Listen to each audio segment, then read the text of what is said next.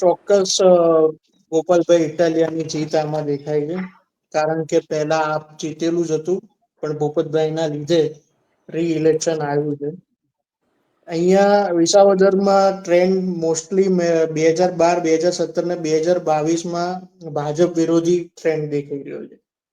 હાલ કાંટાની ટક્કર ભાજપ અને આપ વચ્ચે છે.